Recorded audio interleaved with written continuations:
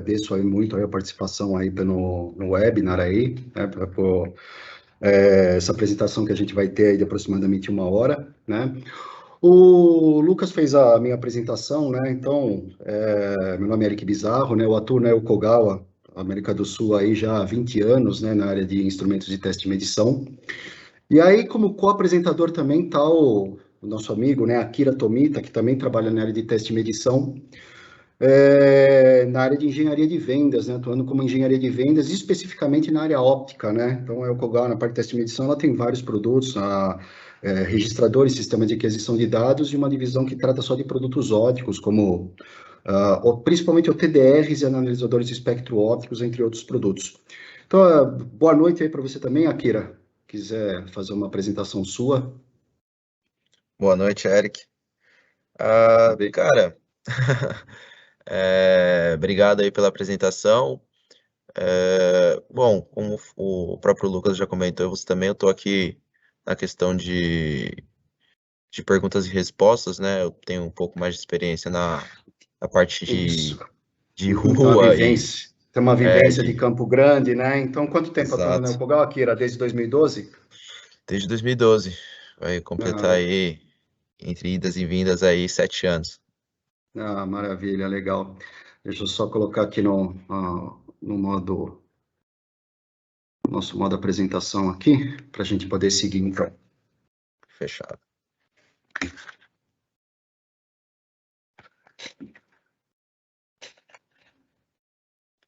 Legal. Bom, pessoal, iniciando, o objetivo, né, o foco principal dessa apresentação, né, que como especificar corretamente o seu TDR, ela não trata exatamente a gente não vai entrar no mérito das diferentes especificações aí que um modelo de OTDR possa ter em detrimento de outros, né? Então, o nosso objetivo aqui, principal, vai ser explorar algumas características importantes de uma forma geral dos OTDRs, né? E principalmente como elas vão, que impacto que elas vão causar na escolha do seu OTDR, baseado na sua aplicação, né? Aonde você vai querer empregar e como você vai querer empregar esse OTDR, tá? Primeiramente, eu gostaria só de fazer uma breve explanação sobre o conceito da TDR, eventualmente que esteja ouvindo, né? Não tem, assim, uma noção exatamente do que se trata um TDR, então são 2 slides rápidos aí, só para a gente fazer uma apresentação do conceito básico de um OTDR, né? O TDR é um instrumento utilizado em links aí para fazer medição de links de fibra óptica, né, com o objetivo principalmente de monitorar perdas, localizar falhas, né, como rompimentos, eventos, emendas, visualização de conectores, perdas em conectores, né, até para a gente poder avaliar, né, o estado de um conector, splitters, etc. Tá?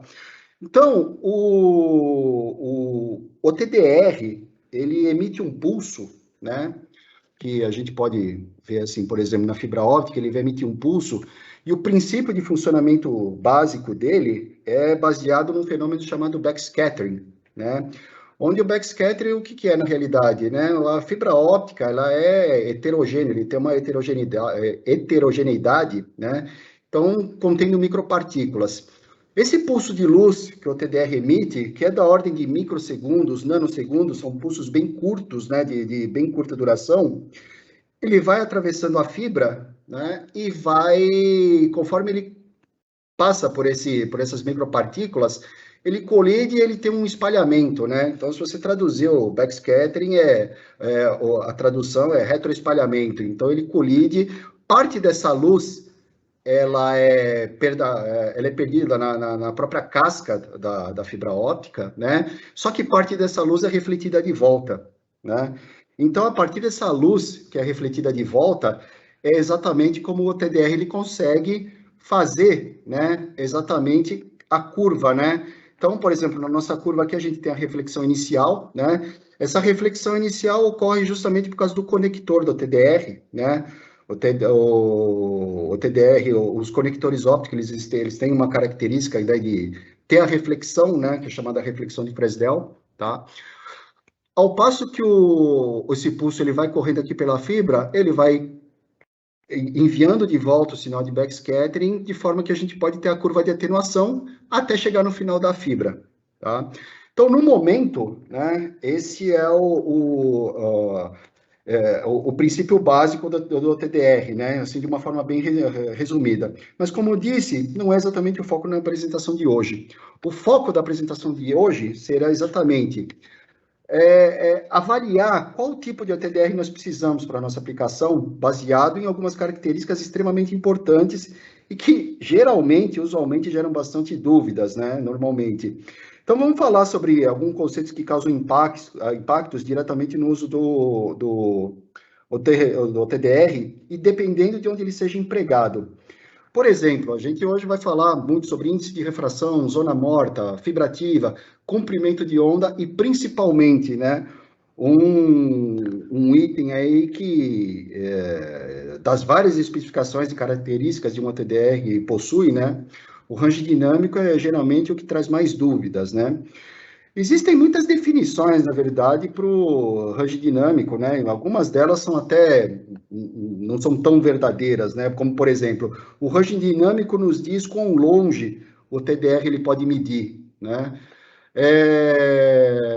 Na realidade, o range dinâmico, ele principalmente, ele diz respeito ao qual o máximo nível de perda, né? Que o TDR ele consegue medir dentro de um link óptico, né? Essa seria a definição mais usual, né? O quão longe ele consegue medir não se aplica porque você pode ter links curtos com uma atenuação bastante alta, né? Com uma perda bastante alta. O TDR, de repente, num link curto desse, ele não consegue medir totalmente porque não tem potência suficiente, porque não tem range dinâmico suficiente, tá? Graficamente, o range dinâmico, existem duas definições, né, que são as mais comuns aí, tá? A primeira, aqui, que é essa nossa aqui, né, IEC, que a gente está chamando aqui de IEC 98%, né, ela é definida por uma norma, né, que é, até pelo nome, né, IEC 617460, né, que é definida exatamente como a diferença entre o ponto de início da curva, tá? E até o ponto onde, assim, como a norma define, até o ponto onde 98% dos picos aqui, onde a relação sinal-ruído igual a 1, né, se encontram, né? Então, mais ou menos, vamos ter esse tipo aqui de range dinâmico, a definição técnica, né, do range dinâmico. A segunda, que é a mais usual entre os fabricantes de ATDR, né, inclusive a própria Kogal adota, né, é o método SNR igual a 1, que ela é, na verdade, a medição entre o ponto inicial aqui da nossa curva, né, entre a saída, né, do conector do ATDR, né, podemos dizer dessa forma, até onde o nível, o nível, né, onde a relação sinal o nível RMS do ruído aqui do sinal, onde a relação sinal-ruído igual a 1. Relação sinal-ruído igual a 1 significa que o próprio sinal e o ruído, eles basicamente são a mesma coisa, que é toda essa área aqui, tá? Mas, assim, em termos práticos, né, o que significa, né, o que é o range dinâmico na realidade, tá? Então, para ter uma ideia melhor, vamos fazer uma analogia, né? Uma analogia bem simplória, eu confesso, né? Mas eu tenho certeza que vai ajudar muita gente a assimilar melhor, né? A ideia do que é o range dinâmico, né? Então vamos imaginar, por exemplo, que tem um alpinista aí querendo descer a encosta de uma montanha, né? E ele não tem a mínima ideia da altura, o quanto que ele precisa de corda para fazer um rapel, alguma coisa do tipo. Então, as perguntas que ele precisa se fazer qual é a altura estimada que eu tenho? Quanto de corda que eu vou precisar para descer? Tá? Se o alpinista estimar de uma forma errada, né, essa altura, né, e principalmente a quantidade de corda, tá, ele corre o risco de ficar no meio do morro, né? O ideal seja que ele tenha o tamanho, né, que ele estime a altura e o tamanho da corda, né, principalmente o tamanho da corda, com uma certa segurança, né, para conseguir atingir, né, o final aqui da encosta, né? Claro, não muita corda, né? Porque o excesso de corda, assim como a gente vai ver também, assim o excesso de corda, assim como um range dinâmico muito alto, né? Dadas as devidas proporções, elas representam um prejuízo, tá?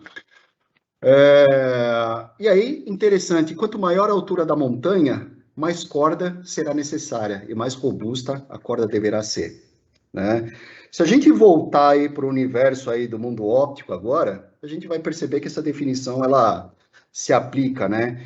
Então, para um link de fibra óptica, aqui por exemplo, né, temos aqui um link aqui, uma certa distância de 100 quilômetros, né, por exemplo, se o range dinâmico adequado do TDR, ele permite que se faça a medição com uma precisão, né? A medição da distância, da atenuação, etc., até o final do link. Então, aqui, da mesma forma, a gente tem um início, a gente tem um final aqui da fibra, né? Temos a reflexão aqui final, tá? Temos a medição correta, né? Aqui, de 100 quilômetros, toda a curva aqui que me permite, né, ter a atenuação, então uma atenuação aqui de aproximadamente entre 35 e 36 dB até 35, 36 até 20, então dá uma atenuação aí de 15, 16 dB aproximadamente de atenuação, né? Ao passo que se eu tiver um TDR, né, com um range dinâmico abaixo do necessário, abaixo do que eu necessito, eu vou ficar no meio da montanha, eu vou ficar no meio do morro, tá? Porque o pulso, ele não vai ter distância suficiente para chegar até o final do link, né? E morrendo no meio aí desse link óptico, né?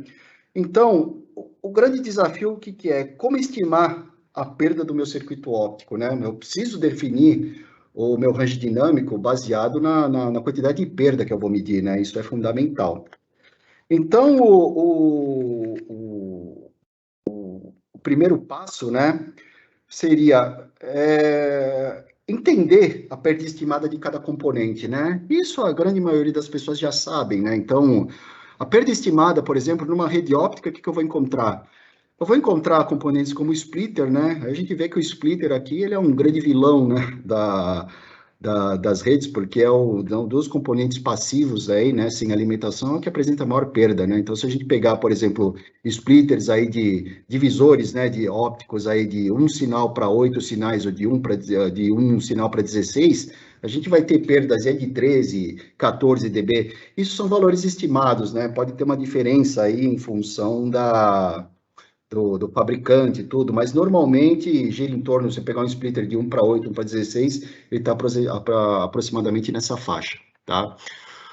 Para conectores ópticos, né, que também eu tenho uma perda de aproximada, né, oscila entre 0,3 a 0,5, alguns conectores um pouco menos, né, outros um pouco mais. A perda do conector óptico, é importante frisar, né, que o conector óptico, a saúde do conector, né, a limpeza, para eu ter menos perda, né, e ter menos reflexão, que é um item que a gente vai ver, vai estudar nessa apresentação, é fundamental, né? Então, a limpeza do conector, o estado do conector é muito importante. E as emendas, né, feitas através de máquinas de fusão, né, de fibra óptica, tá? Que giram em torno de 0,05 a 0,2 dB. Hoje em dia, a perda por fusão ela é bastante, assim, com o aumento, né, da tecnologia das máquinas de fusão, que hoje fazem um alinhamento por núcleo, né, tem toda uma tecnologia aí, teve um avanço muito grande aí nos últimos anos, né, associado à qualidade das fibras ópticas, que melhoraram bastante, né, então hoje, fibras ópticas, mesmo de fábricas diferentes, tem um erro de concentricidade, né, o núcleo dela é bem centralizado, então numa emenda você encontra uma perda, não é raro você ter uma perda até inferior a 0,05, em torno de 0,01, 0,02, tá? E o outro que é a atenuação da fibra óptica, né? Que ela vai oscilar de 0,35 dB por quilômetros, né? Num comprimento de onda, né? De 1.310 nanômetros e 0,25 dB, tá? A atenuação ela vai ser diferente dependendo do comprimento de onda que eu estiver aplicando ali na minha fibra óptica, né? Então, 0,25 dB para 1.550, 1.625 e 1.650 nanômetros aí, aproximadamente, tá? O segundo passo seria como estimar a perda, né, do meu circuito óptico, né? Então, fazendo uma comparação com a analogia, né, que nós fizemos, né? Como que a perda do circuito óptico seria equivalente à altura do morro, né, à altura da montanha. Então, você precisa ter uma ideia dessa altura justamente para conseguir definir o range dinâmico correto, que seria a nossa quantidade de corda, tá? Eu entendo, né? Confesso que isso muitas vezes não é fácil. Se a gente está falando de uma rede que é recém-instalada, né? A gente instalou a rede, a gente dá para ter uma ideia bem melhor, né? De quais são os componentes. Agora, para uma rede já existente, é complicado. Você já não sabe quantas fusões tem, você não sabe a qualidade das fusões, quantos conectores, né? Ou até mesmo qual que é a qualidade, qual a saúde atual desses conectores, né? Então, minimamente, a gente pode ter pelo menos uma ideia de quantos níveis, né, de splitter você tem, né? Que eles que são, na verdade, a maior perda, por exemplo, de um link desse, né, nesse exemplo que a gente tem aqui, né? Isso aqui é uma rede de acesso, né, que nós chamamos, né, com 2 níveis de splitters, né? De 1 para 8 e 1 para 8, né? Então, o sinal óptico aqui, ele sai da central, né?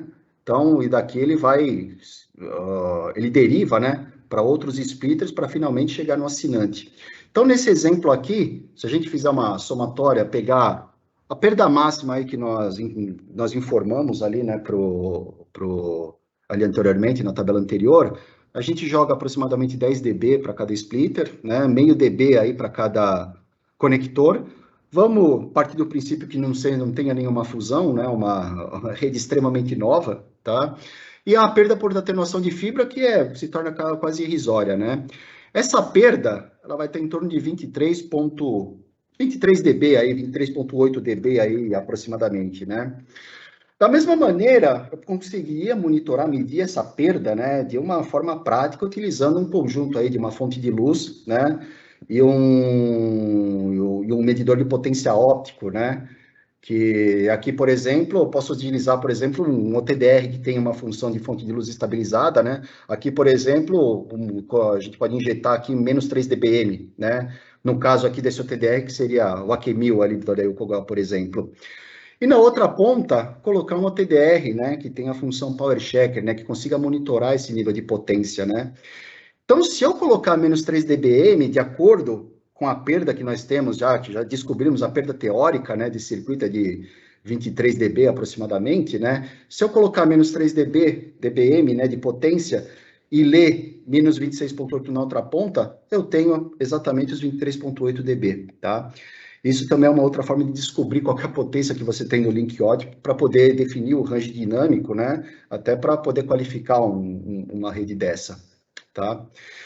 E aí vem a grande pergunta, né? Então, já que essa perda ela tem 23,8, né? Podemos considerar um OTDR com range dinâmico de 30 dB, por exemplo? Essa é uma pergunta complicada, né? Eu diria que sim e não, né? Essa pergunta ela vai ser respondida no final aí da apresentação, né? A gente vai ver vários, né? É, a gente vai considerar várias variáveis, né? Então, para responder essa pergunta, primeiro, vai depender da aplicação que desejamos para o uso do TDR, né? Aspectos importantes precisam ser considerados também, que é a relação do range dinâmico com a largura de pulso, e outra com relação à zona morta, né? Bom, o primeiro item, né? Então, vamos explorar, por exemplo, os aspectos importantes sobre o range dinâmico informado nas especificações técnicas dos OTDRs, né? Então, se a gente vê aqui, isso aqui é um trecho aqui de uma própria especificação, né, da linha Q1210 aqui do Kogawa.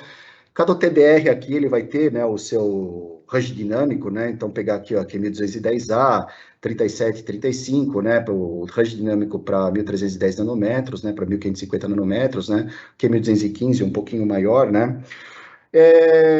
Então, vamos avaliar o que os fabricantes informam, né. Cada modelo de TDR vai ter seu diferente range dinâmico, né, característica, uns maiores, outros menores.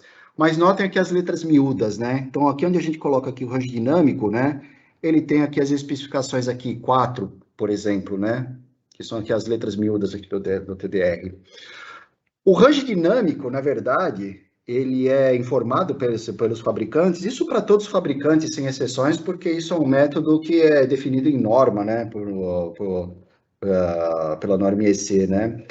É que o range dinâmico, ele é calculado, né, medido numa condição de pulso máximo do TDR, ou seja, 2.000 nanosegundos, que seria equivalente aos 20 microsegundos, né, do TDR, né? 20 microsegundos, na verdade, é a largura máxima aí que a maioria dos OTDRs possuem, né? Então, ou seja, a pergunta, isso vale para os outros pulsos? Né? Então, ele é colocado em 20 microsegundos, né? Então, vamos fazer um teste, né? Vamos fazer um estudo do range dinâmico em função da largura de pulso, tá? Nesse caso, né, isso aí os resultados de teste que a gente vai ver no próximo slide, foram feitos no laboratório de metrologia, né, da Yokogawa, utilizando uma bobina de aproximadamente 48 quilômetros, né, uma fibra G652, tá?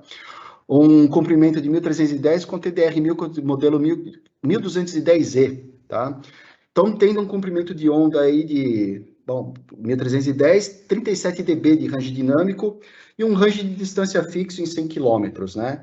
O que nós fizemos foi o levantamento das curvas com diferentes configurações de largura de pulso, né? E o resultado foi exatamente esse, né? Então, aqui fica nítido, né? A gente tem o nosso primeiro pulso aqui de 20 microsegundos, né?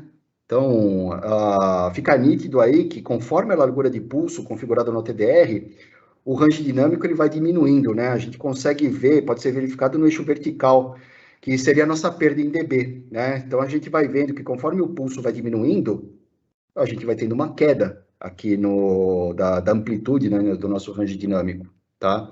Então, se a gente fizer uma comparação entre o pulso de 20, o primeiro pulso, né, testado que foi de 20 microsegundos, na qual o range dinâmico nominal do TDR, ele é informado, né? Então, fazendo uma conta, assim, grosseira, né, aproximadamente, né? Então, grosseira porque na verdade ele está sendo mostrado apenas para ilustrar, né? Então, aproximado aqui o cálculo, né? Se a gente usar a definição que a gente viu para range dinâmico, né? Então a gente pega aqui um ponto aproximado, né? Do início aqui da nossa curva até o nível onde o nível RMS do ruído é igual a 1, que a gente obteve um valor aqui de aproximadamente 6 dB. Essa diferença vai ser exatamente o nosso range dinâmico, tá? Que é 37 dB, que é exatamente o range dinâmico para 1310 nanômetros, que é definido aí pela Yokogawa para esse modelo de OTDR. Agora, se nós pegarmos o pulso de 50 nanosegundos, né, a gente começa a perceber que para essa distância de 48 quilômetros, o pulso de 50 nanosegundos já começa até a apresentar um certo ruído aqui, ou seja, o próprio pulso de 50 nanosegundos, ele já ele já tem a potência desse pulso estaria muito próxima do limite, né, para um OTDR com um range dinâmico de 37 dB.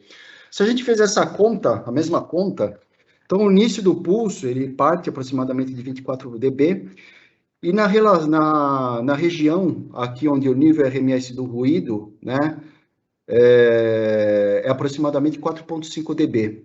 Essa diferença vai dar 19,5 dB, né? Então, a gente percebe que conforme a largura de pulso que a gente usa, né, esse range dinâmico vai diminuindo, né? É importante ressaltar, né? Aqui a gente tem para um OTDR de 37 dB, aqui para um pulso de 50 nanosegundos, temos aproximadamente 19,5 dB. Assim, estimado, tá? Como eu falei, isso está sendo feito aí de uma forma grosseira aqui nessa apresentação, né? Mas é importante frisar que, se de repente o meu pulso aqui de 20 microsegundos, se eu pegar um range de 37, trabalhar com um range de 40 dB, 42 dB, de 50 dB, obviamente esse range dinâmico aqui no pulso de 50 nanosegundos vai aumentar proporcionalmente, né? Então, isso é uma informação bastante importante aí para o OTDR, né? Então, aí a gente volta para a nossa pergunta, né? Podemos medir, então, aquele link que nós vimos, né, com o TDR com range dinâmico de 30 dB? Muitos podem pensar, né? É fácil, né? É só utilizar a largura de pulso máxima, né? Que a gente consegue fazer a medição. De fato, né? Só que existem outras variáveis, né? Principalmente a largura de pulso, né? Onde pulsos mais largos, eles permitem a medição de uma perda maior. Entretanto, você perde a visualização de eventos próximos, né? Pulsos mais estreitos garantem a visualização de eventos próximos, só que o range dinâmico diminui como a gente viu, tá? Então, você tem um problema, né, porque para definir exatamente o range dinâmico. Vai depender muito, né? Por isso que eu frisei, vai depender muito da aplicação em que você usa, né? Então, vamos voltar ali para a analogia da montanha, né? Aqui, a gente pode notar que o alpinista aqui, ele desceu a encosta em pulos, aí, em saltos, né, de uma determinada distância, né? Que seria equivalente à nossa largura de pulso do TDR, tá? Agora, vamos imaginar que ele precisa pegar algumas moedas, né, que foram largadas aí ao longo da encosta, né? Dependendo do tamanho do pulso, não é possível pegar todas as moedas, né? Então, isso fica nítido aí no desenho, né? Então, no caso, ele precisaria dar pulos mais estreitos, né, para conseguir fazer a coleta, né, dessas moedas, né? O mesmo vai acontecer com a largura de pulso que o usuário ele configura no TDR, né? Então, por exemplo, se a gente pegar um pulso de 50 nanosegundos, né? Temos aqui um link, né? Um exemplo aqui, exemplificando aqui uma fibra óptica, né? Tá aqui o nosso pulso, dois conectores aí a uma certa distância, né? Se esse pulso correr, eu consigo ter, na forma como ele está colocado, pela distância dos OTDE, desses conectores, né? Ele consegue fazer a distinção entre os dois na curva, né? Aqui, a gente consegue fazer uma conta aqui de física pura e simples, né? A largura do pulso é 50 nanosegundos, que é equivalente a 50 vezes 10 elevado a menos 9, né? A gente sabe qual é a velocidade da luz no vácuo, que é aproximadamente 300 mil quilômetros por segundo, 299 mil e alguma coisa, tá? Para a gente saber, só que essa velocidade da luz no vácuo, né? Para a gente saber qual que é a velocidade da luz na fibra, né, que é um outro meio, então, a gente, para essa informação, a gente tem que pegar a velocidade da luz no vácuo, diminuir pelo índice de refração, tá? Que é o mesmo índice de refração que nós temos no TDR, né?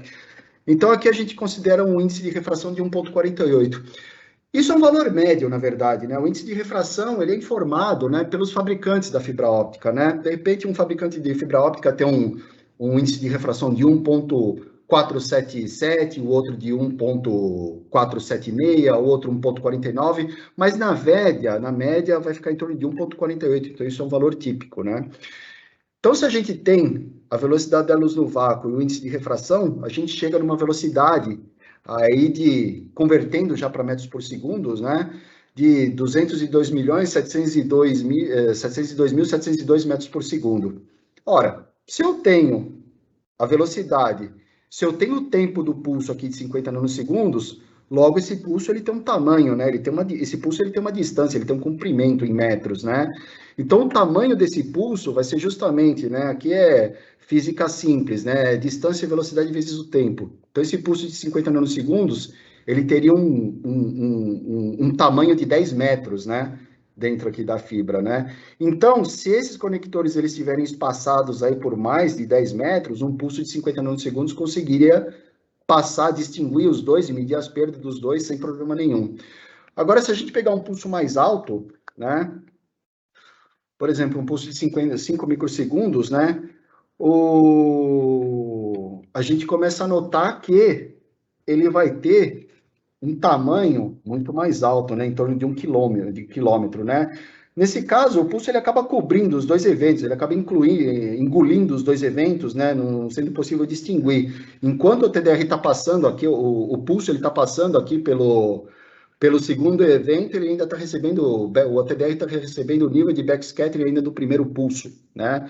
Então, esse é o problema do efeito do pulso largo, né? Então, os eventos eles têm que ser muito distanciados entre si para o TDR conseguir distinguir se eu uso, por exemplo, um pulso mais largo. Isso em 5 microsegundos. Agora, imagine, por exemplo, num pulso de 20 microsegundos, né? Essa distância aqui, ela vai para quase 3, 4 quilômetros, né? Muitos podem até pensar, né? Puxa, mas como é que pode um pulso ele ter uma distância assim tão alta, ter um tamanho tão alto, né? Um pulso de 1 quilômetro, né? A gente não pode esquecer que a gente está falando de tempos muito curtos e velocidades altíssimas, né? Então, isso é normal, né? Matematicamente, você realmente prova, né? Que esse pulso ele tem uma distância alta, né? Isso dá para a gente uma ideia de uma outra variável, né? Então, a partir daqui desse tamanho de pulso, a gente já começa a ver os conceitos de zona morta de medição, né, definidos para o TDR, né, que é um outro item que é especificado aí nas folhas de dados, né, do TDRs aí pelos vários fabricantes, tá? Então, a primeira delas, né, que já acredito que já seja uma velha conhecida de muitos, muitos já ouviram falar, né, a zona morta de evento, né, que, na verdade, a zona morta de evento é a distância mínima, né, em que dois eventos reflexivos consecutivos, né, como a gente pode ver aqui, né, eles conseguem ser distinguidos, né.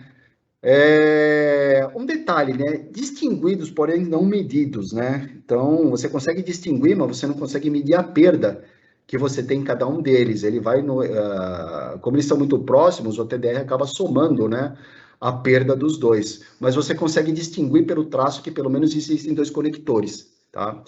Essa seria uma zona morta de evento, né? Por definição, né, por norma, né, ele é justamente o espaço aqui, né, que você tem entre o pico da reflexão, né, entre o, entre o pico da reflexão e o ponto descendente, onde o ponto descendente da curva aqui atinge aproximadamente 1,5 dB, tá? Os fabricantes, eles informam, né, o valor da zona morta de evento, né, utilizando sempre a menor largura de pulso, né, disponível, que é em torno de 3 a 5 nanosegundos, né. E como eu falei, né, ele não é possível medir as perdas separadas de cada evento, né, elas são somadas. A zona morta de atenuação já é um pouco diferente, né, ele vai se referir à distância mínima, né, que após um evento reflexivo, né, onde um outro evento pode ser medido. Não importa se é um evento reflexivo, pode ser uma emenda, né, que é um evento não reflexivo, né. Então, os fabricantes eles especificam a zona morta normalmente em pulsos de baixa largura, né, 10 nanosegundos, né, aproximadamente, né. Então, em 10 nanosegundos, essa zona morta de atenuação é em torno de 4 metros para um AQ1210E, né. Ah, a zona morta de evento, né, desculpa, a zona morta de atenuação, na verdade, ela teria o mesmo efeito de alguém colocar uma lanterna, né, na sua cara, por exemplo, se você estiver numa sala escura, né, porque ela está diretamente ligada à reflexão, quando a luz ela emite, né, ela passa pelo conector, o conector ele tem um gap aqui onde você tem ar, né? Então, o que acontece? Eu tenho um índice de refração aqui na fibra, eu tenho um índice de refração diferente para o ar, e eu tenho um índice de refração aqui quando ele retorna para a fibra. Então, essa diferença aí entre meios, né, fibra óptica, ar, fibra óptica de novo, ocorre a reflexão de Fresnel, né, que a gente chama. Então, quando ocorre essa reflexão, é a mesma coisa, você está numa sala escura, alguém coloca uma lanterna na sua cara, né? Então, num primeiro momento, você vai te cegar, tá? De uma certa forma, né? Isso demanda um certo tempo para você se recuperar. Que é o mesmo evento, muita gente usa como exemplo, por exemplo, o farol alto do carro. Você está numa pista, ou vem um carro no sentido contrário que o farol alto, isso te cega de uma certa forma, o seu olho, o olho urbano, ele precisa de um determinado tempo para se recuperar após isso, tá? Na prática, né, se a gente pegar aqui a zona de morta de atenuação, então ela vai depender diretamente da reflexão, né, dos conectores, né? Então, se ele emite um pulso, parte desse pulso ele vai retornar, né? Ele bate aqui no parte dele retorna, né? E ele vai seguindo. Então, aqui, em zona morta de detonação, a gente vai ter uma zona morta inicial, que é justamente por causa do conector aqui do próprio TDR, né? E aqui a gente tem uma zona morta por causa desse conector intermediário. Ponto importante, né? Quanto maior a largura de pulso, maior vai ser a zona morta, né? Justamente porque a zona morta de atenuação, ela é exatamente a largura do pulso, né? Que nós estudamos ali nos slides anteriores, mais esse tempo de recuperação do TDR, né? Importante frisar que o tempo de recuperação do TDR, né? Ele para pulsos mais curtos, né, mais estreitos, né, da ordem de 3, 5 nanosegundos, né, 10 nanosegundos, ele tende a ser maior, tá? Conforme essa largura de pulso vai aumentando, né, esse tempo de recuperação ele se torna quase que irrelevante, né? Então a própria zona de morte de atenuação acaba se tornando a própria distância, né, o próprio tamanho do pulso, né, que nós calculamos, tá? Um detalhe, né? Os equipamentos que têm um range maior, né? Que tem um range dinâmico maior, eles tendem a ter um tempo de recuperação mais rápido, né? Então, se vocês notarem nas especificações da TDR, vão perceber que existe uma diferença na zona de morta de atenuação de uma TDR com um range dinâmico de 30 dB e um outro com range dinâmico de 35, de 40 dB. Existe uma diminuição, né? Então, o TDR, né? Ele consegue ter, né, um tempo de recuperação muito maior com um range dinâmico mais alto, né? Ele já é preparado, né, para ter essa recuperação mais alta. Tá? E aí, além dessa zona morta, né, de atenuação e zona morta de evento, né, que nós vimos, temos também a zona morta POM, né? Então, o que, que seria, né, a zona morta POM, né? Ela está associada realmente ao nosso splitter aqui, né? Então, a gente tem aqui a reflexão, tem a perda, né, a reflexão aqui por causa do conector, e a gente tem uma perda abrupta, né, aqui por causa dos splitters, né? Como a gente viu anteriormente, né, os splitters, eles apresentam uma perda bem acentuada, né? E, que é um desafio, muitas vezes, para fazer a medição, né?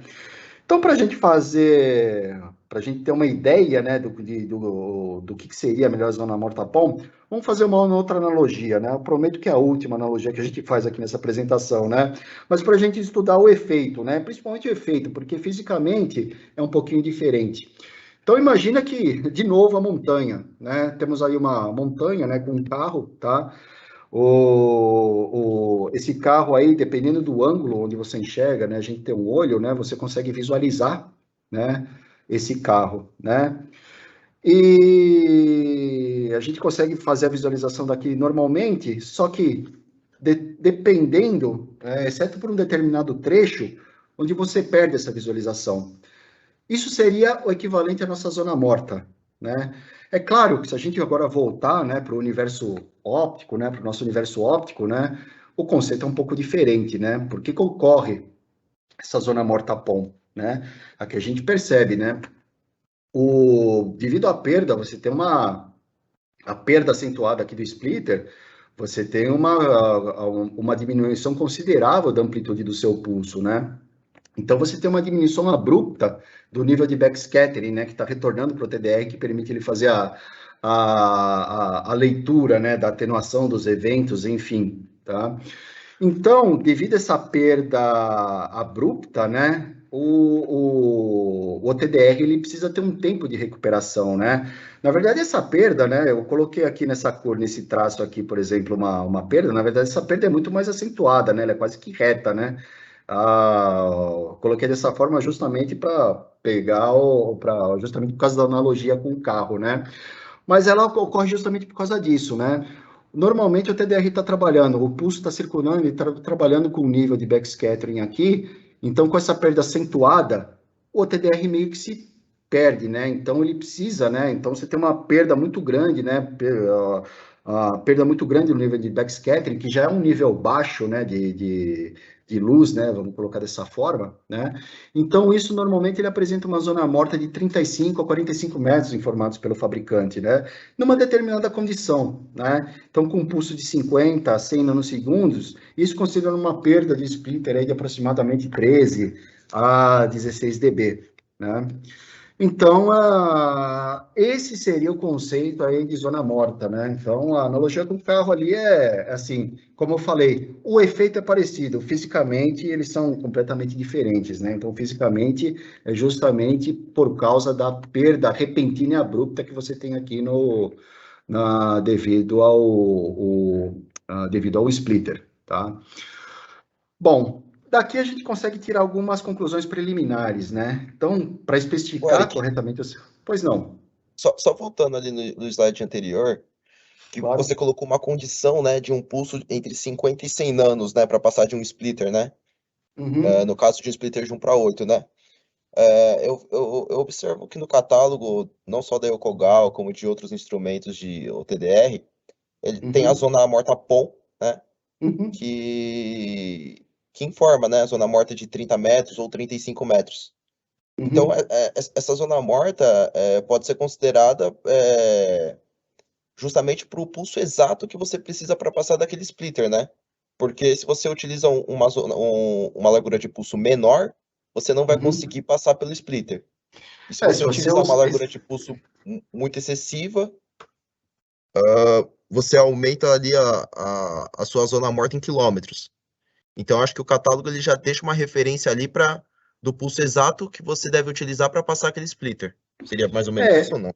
exatamente, porque depois a gente vai ver, nos próximos slides, a gente vai ver que normalmente esse é o pulso que você utiliza normalmente numa rede de acesso, né? Splitter você vai encontrar numa rede de acesso, tá? Sim, Então, você vai encontrar uns 50, 100 nanosegundos, que é justamente por causa, ele é utilizado nessa, mais ou menos por causa da largura, por causa da zona morta, a própria zona morta de atenuação, porque sempre antes de um splitter você tem um conector, né? sim.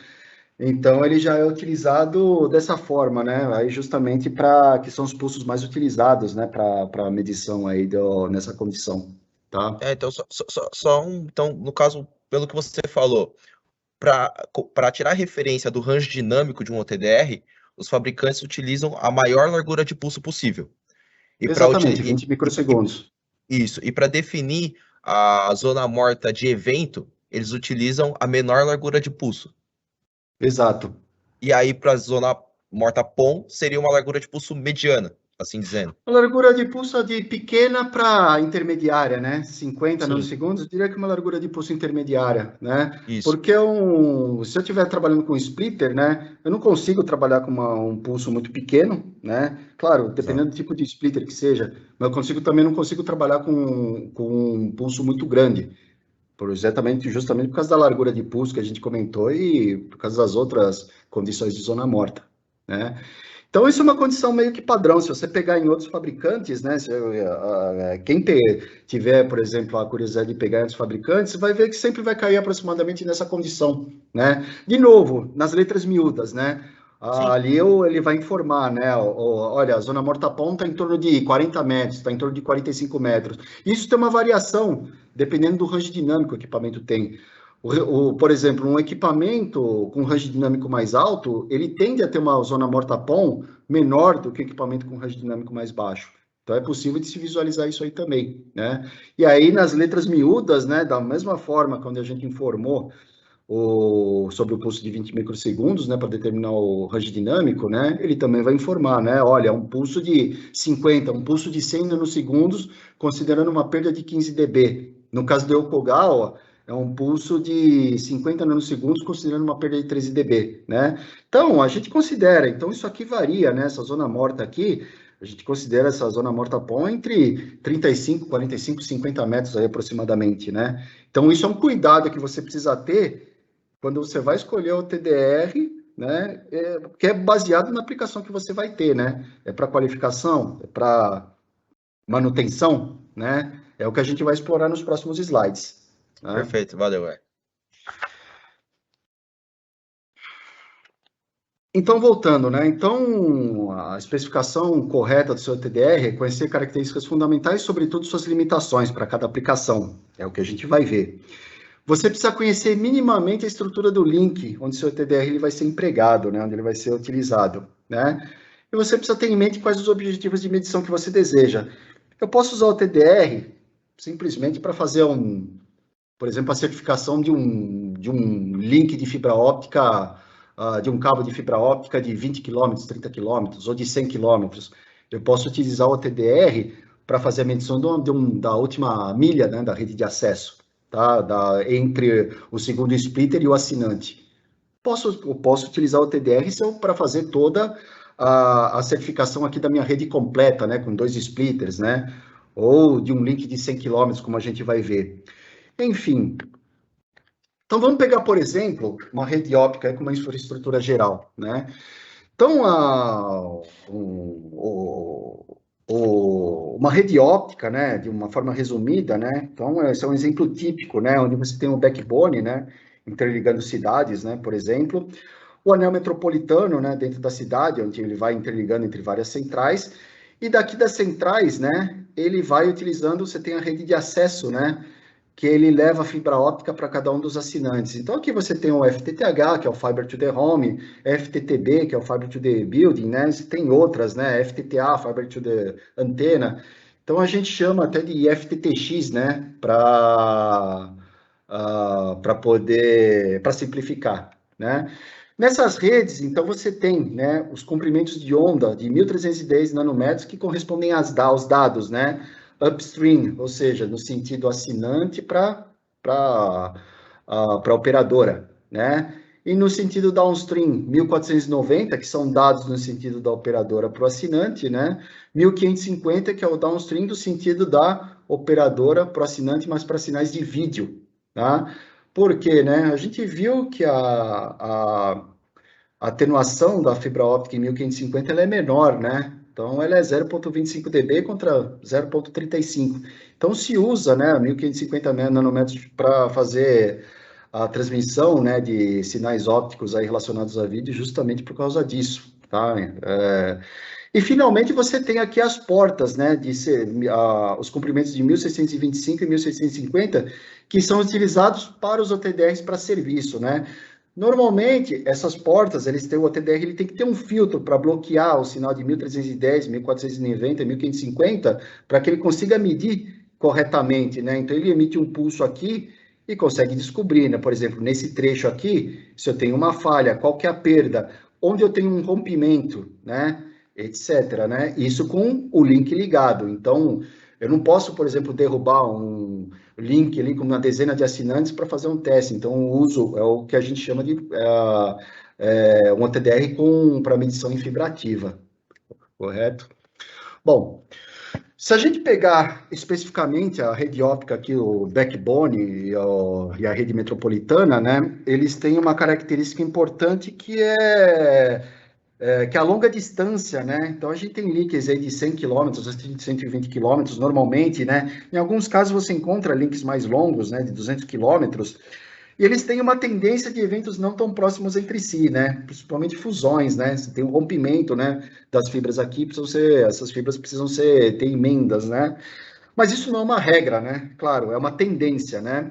Então, normalmente, essas perdas que você tem aqui nesses links aqui de mais longa distância é justamente a atenuação da fibra, a emenda, eventualmente alguma conectorização, tá? Então, para o OTDR, é muito importante que ele tenha um range dinâmico alto, né, da ordem de 40 a 50 dB, e ele vai trabalhar nos comprimentos de onda de 1.310 e 1.550 nanômetros. Tá? Ele não vai trabalhar com link ativo nesse caso, né?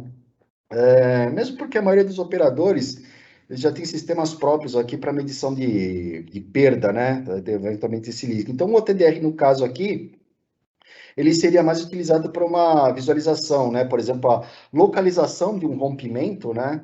Em um determinado trecho, né? Por exemplo, tive um rompimento aqui a 80 quilômetros aqui do início aqui do meu link, né? Então, o TDR ele é capaz de achar exatamente esse ponto de rompimento, né? Aí eu posso utilizar, claro, o equipamento para qualificação, homologação da fibra lançada, né? Quando eu faço o lançamento aqui do backbone, da fibra, né? Vou lançar fibras novas, né? Eu tenho que fazer essa qualificação aí nesses comprimentos de 1.310, 1.550, né? E como eu falei, verificação de perdas, né? Desde que a fibra esteja apagada, tá? Então, como exemplo, a gente pode colocar um OTDR aqui, a Q7280, né? Entre outros, né, que existem, né? Então, a Q7280 aqui é um exemplo, um OTDR da Yokogawa modular, né? Então, esse aqui é o mainframe. Esse OTDR, ele tem dois módulos específicos, né? Na verdade, ele tem até 12 tipos de módulos, né? Onde você tem, por exemplo, a Q7284A, que consegue chegar a um range dinâmico de 45 dB, com os comprimentos de onda 1.310 e 1.550. E o AQ7285A, que é um módulo TDR com ultra alto range dinâmico, até 50 dB, né? Esse tipo de aplicação ele requer um range dinâmico mais alto. Por quê? Se eu usar um pulso de 20 microsegundos, por exemplo, eu posso perder muitos eventos, né, ao longo aqui da curva. Então, eu tenho que usar um pulso intermediário da ordem de 500 nanosegundos, 200 nanosegundos, máximo até 1 microsegundo, de forma que ele consiga chegar, vencer, né, a distância de 100, 120 quilômetros, né, dependendo do meu link, né, e consiga fazer a distinção aqui entre os eventos e principalmente a perda entre eles, né. Então, aqui, por exemplo, nesse exemplo aqui, ele consegue pegar, por exemplo, um conector, né, então a gente sabe que é um conector aqui por causa da reflexão, uma curvatura, né, que ela também é um evento aí que causa perda, né, que causa atenuação na fibra óptica, ou tremenda e ou tremenda. Então, com o cursor, eu consigo chegar, por exemplo, teve um ponto de rompimento exatamente aqui, né? Então, com o cursor, eu consigo chegar e exatamente descobrir onde teve essa perda de rompimento, né? Tem um rompimento, eu sei, porque teve uma reflexão logo precedida do ruído aqui, né? Então, para esse tipo de rede, se requer, né, a backbone, rede metropolitana, se requer o uso de um OTDR com range dinâmico mais alto. Esses seriam dos OTDRs que poderiam ser empregados, tá?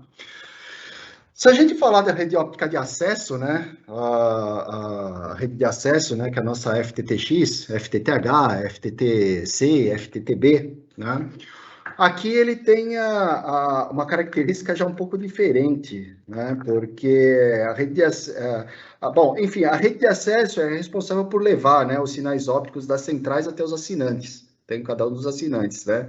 Então, por exemplo, ó, né, no exemplo que nós vimos naquela rede lá com os splitters, né, cada saída do segundo splitter vai para um assinante diferente, né? Vai para uma casa, um prédio, né? Um painel, né? E ele tem, a característica dele é um pouquinho diferente, né? Porque ele tende a ser mais curto, né? Um link de rede de acesso, né? De FTTH, em torno aí de aproximadamente 20 quilômetros, né? Acredito que não mais do que isso, né? 10 a 20 quilômetros no máximo, né? E ele usa componentes passivos, né? Que são os splitters, né? Então, esses splitters, eles já causam por si só uma perda bastante alta num link relativamente curto, né? E os eventos, né? Por ser um link mais curto, né? Os eventos, eles estão relativamente próximos entre si, né? Então, de repente, você tem trechos aí, o TDRs, por exemplo, você tem splitters com distâncias de 100 metros aí, 80 metros entre eles, né? Que é o vão entre postes, né? Vamos colocar dessa forma. Então, essas perdas são devido à própria atenuação da fibra, né? Que aqui acaba sendo irrisório por causa do tamanho do link, né? As emendas e principalmente conectores e splitter, né? Aí que seria o grande responsável. O objetivo, né, é justamente fazer a manutenção, um objetivo de um OTDR numa rede nessa é fazer a manutenção, por exemplo, em fibra apagada, numa situação de localização de rompimento, tá?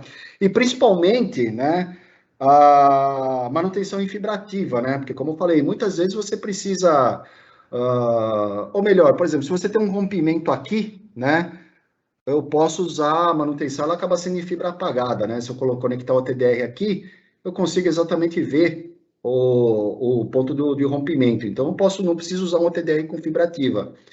Agora, se for uma monitoração de perda em um determinado trecho aqui nesse braço, se for a monitoração da perda do link todo até a central, né?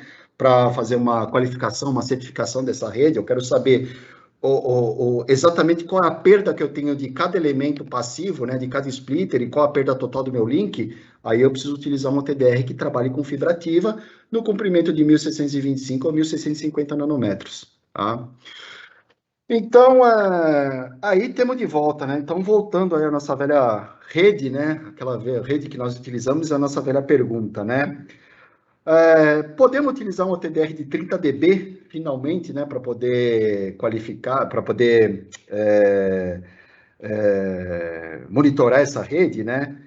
Então, se for um OTDR para manutenção, para uma localização de rompimento, por exemplo, diria que sim, né? Então, vamos supor que você tem aqui, né? Você tem aqui o lado central, aqui da central para o assinante, né? Então, daqui a fibra óptica vem por aqui, daqui ele vai para um outro nível de splitter, né? E no segundo nível de splitter ele já vai direto para os assinantes. Supondo que tem um rompimento aqui, né? Eu conseguiria conectar um OTDR mais simples, né? Com um range dinâmico de 30 dB, de repente o OTDR com range dinâmico até menor, né? Utilizando o comprimento de onda de 1310, 1550 nanômetros, né, para uso em fibra apagada. Por quê? Nesse trecho aqui eu não vou ter nenhum outro sinal de fibra óptica, justamente por causa do rompimento, né? Esse OTDR, ele também pode ser utilizado, né, para qualificação e certificação de fibras instaladas, né, ainda não ativadas, né, mas em trechos curtos, né. Então, 30 dB permite que eu lance uma fibra de 30, 40 quilômetros aí aproximadamente sem problema, né. Eu consigo fazer essa medição aí para qualificar pelo menos a atenuação da fibra de um link de fibra que eu passei, ok? Então, nessa condição, um TDR de 30 dB ele pode ser utilizado, tá? Agora, vamos supor, para medição de perda total, né, para qualificação, certificação aí das perdas em links ativos, né? Se eu tiver uma perda em link com 64 assinantes, né, que seria equivalente a 2 níveis de splitters aí de 1 para 8, 1 para 8, eu teria uma perda de 23 a 26 dB, né? Se eu tiver uma perda em links com 128 assinantes, que seria equivalente a, por exemplo, ter 2 níveis de splitter de 1 para 8 para 16, eu teria uma perda de aproximadamente 25 a 30 dB. Só que tem a questão, 30 dB, mas eu não posso usar um pulso tão largo para fazer a medição, né? Porque eu tenho a questão do range dinâmico versus a largura de pulso. E também a questão da largura de pulso versus a zona morta, né? Então, isso me restringe ao tipo de OTDR que eu posso usar, tá? Então, para essa finalidade, por exemplo, o Kogal coloca 2 tipos aí de OTDRs, né? Que seria o aqui 1210 e aqui 1215, né? Para exemplificar, né? O range dinâmico de 35 dB e range dinâmico de 39 dB. Então, com um range dinâmico de 35 dB, ele é ideal para redes até 64 estágios de splitters, né? Ou seja, uma rede com 64 estágios de splitters seria equivalente a uma rede com exatamente essa, com 2 splitters de 1 para 8, né? Que vai cair exatamente naquela condição de 23, 24 dB de perda, né? Então, com a TDR de 35 dB, aqui normalmente eu vou utilizar um pulso, né? Que de 100 nanosegundos, que aproximadamente vai estar por volta aí de 20 dB, né, 26 dB, permitindo que eu faça, né, esse teste, né? Só que mesmo esse pulso, muitas vezes ele não é suficiente para passar até pelo segundo splitter. Da mesma forma, o Q1215. O Q1215 ele tem um range de 39 dB, justamente porque uma rede com 128 estágios, né, de splitters, ou seja, 128 assinantes, ele tende a ter uma perda maior. Então, o EQTDR ele precisa ter um range dinâmico maior, entre 39 e 40 dB, né? Agora, mesmo tendo esse range, para a qualificação total dessa rede, né, ele tem a questão ali da largura do pulso, né? Se eu uso uma largura de pulso pequena, ele vai morrer no primeiro splitter. Se eu uso uma largura de pulso média, ele vai morrer no segundo splitter. Se eu considerar uma largura de pulso alta, ele vai acabar engolindo os 2 splitters, ele vai considerar tudo como se fosse uma perda única, né? Então, para a qualificação total da rede, se eu quiser saber exatamente quais os componentes que eu tenho dessa rede e qual é a perda total que eu tenho, né? A perda associada a cada componente, a perda total aqui da rede, aí você tem a função multipulso, né? Que aí o Kogawa chama de Smart Mapper, né? Na verdade, você tem outros, cada fabricante acaba chamando isso de um jeito, né? Então, o Smart Mapper, né, essa função multipulso, né, ele funciona, como que ele funciona, né? O equipamento, quando você coloca ele no modo Smart Mapper, então ele já começa a fazer, e faz o envio de um pulso largo, né, um pulso de curta duração, perdão, né, um pulso intermediário e um pulso de largura mais alta. Aqui a gente consegue perceber, né, que um pulso de largura baixa, né, até por causa como é um pulso de largura muito curta, o range dinâmico, né, nessa largura é muito mais baixo, ele vai morrer aqui no primeiro splitter, tá? Se eu pegar um pulso intermediário, por volta de 100 nanosegundos, né, 50 nanosegundos, né, que é aquela discussão, né, que o Akira até comentou, né, aqui eu teria, eu conseguiria passar pelo primeiro splitter, mas ele não teria amplitude suficiente, uma potência suficiente para passar pelo segundo splitter, tá? Então ele morreria aproximadamente aqui no segundo. Se eu pegar um pulso de largura mais alta, aí falando aproximadamente de microsegundos, né, 5 microsegundos aproximadamente, né, você vê que esse pulso não é nem o pulso mais alto do TDR, mas quase que ele já enxerga aqui, né, os 2 splitters como se fosse uma coisa só, né. Então, ele faz essas 3 medições, né, e através de um algoritmo, ele vai juntar, né, essas 3 curvas e obter um traço único, né, onde ele consegue te informar, né, pelo menos, qual que é a perda do primeiro splitter. Obviamente, né, por motivos aí físicos, né, que a gente estudou, Você tem, por exemplo, aqui você tem na entrada do splitter, né? Inevitavelmente você tem um conector na entrada e na saída do splitter, né? A não ser, pode-se colocar emenda, né? Alguns optam por usar emenda, né? Na entrada e na saída. Então aqui ele consegue pegar o primeiro pulso, mas o segundo pulso ele acaba sendo engolido justamente por causa da zona mortapom, né? E aqui o último estágio também da mesma forma, né? Então ele consegue pegar, né, através do segundo pulso, né, a reflexão aqui do pulso de entrada aqui do meu splitter e finalmente ele junta, né, com o terceiro splitter para conseguir enxergar até o final aqui da minha rede, né? Até o final da fibra, tá? Bom, basicamente em linhas gerais, né? Esse aí seria praticamente aí o grande finale, né, da apresentação, né? Então a gente consegue observar aí que não basta a gente saber, né? Por exemplo, qual que é o range dinâmico, eu preciso saber no mínimo, né? Aonde eu vou utilizar ele, né? Qual que é a aplicação que eu vou ter, né? Então, eu diria que essa seria uma informação mais importante, né? Baseado na aplicação e baseado no que você tem, você define, né? Qual o range dinâmico que você quer para o equipamento, ok? Bom, aí a apresentação ela finalizou, a gente pode abrir aí para uma sessão de perguntas e respostas, né? Eu não sei quanto tempo que a gente tem disponível aí, Lucas. De qualquer forma, nenhuma pergunta ela vai ficar sem resposta, né? Tá, joia. Boa noite a todos. Obrigado aí, Lucas, aí por proporcionar, né, toda a estrutura aí para a gente fazer. Obrigado, Akira, pela participação, tá? Valeu. E estamos à disposição aí para todo mundo aí que precisar de um suporte aí, por favor, entre em contato aí conosco. Um grande abraço.